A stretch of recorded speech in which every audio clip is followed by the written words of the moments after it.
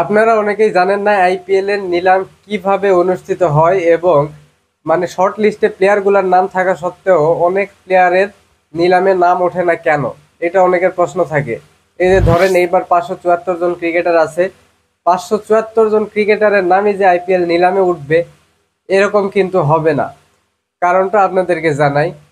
ধরেন এই যে 574 জন ক্রিকেটার আছে, এই 574 জন ক্রিকেটারকে 79টি সেটে ভাগ করা আছে।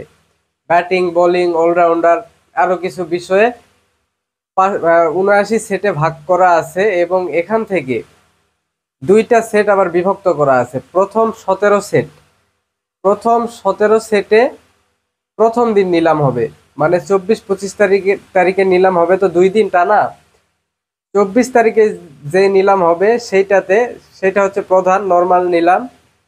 সেইটাতে প্রথম 17 সেটের সবগুলা প্লেয়ারের নাম উঠবে একে একে। কোনো দল তাদের কিনুক অথবা না কিনুক, সবগুলা প্লেয়ারের নাম উঠবে।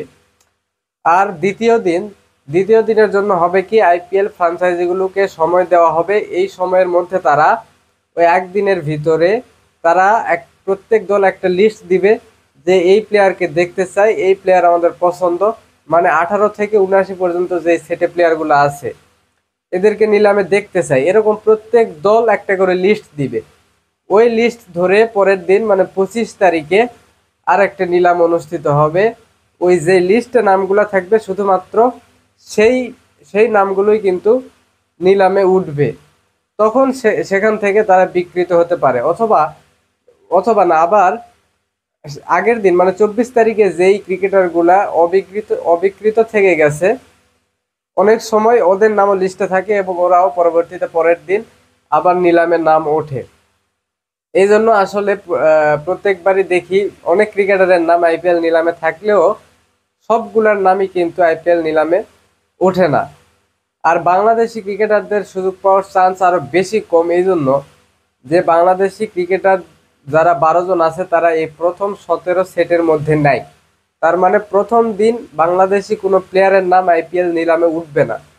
দ্বিতীয় দিন উঠবে, তাও যদি কোনো ফ্র্যাঞ্চাইজি দল তাদের কাউকে পছন্দ করে লিস্টে রাখে, তাহলে সেই প্লেয়ারটার নাম আইপিএল নিলামে উঠবে, তখন তাকে কিনবে।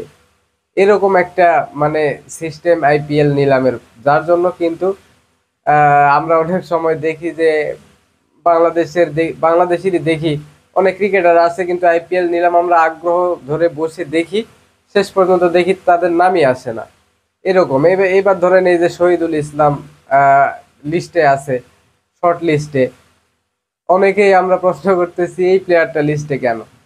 এই যে ধরেন কোনো কোনো দল তাকে অ্যাপ্রোচই করবে না, তার নাম লিস্টে লিখবেই না, সে নিলামেই আসবে না, সে ওই লিস্টে আছে এই পর্যন্তই।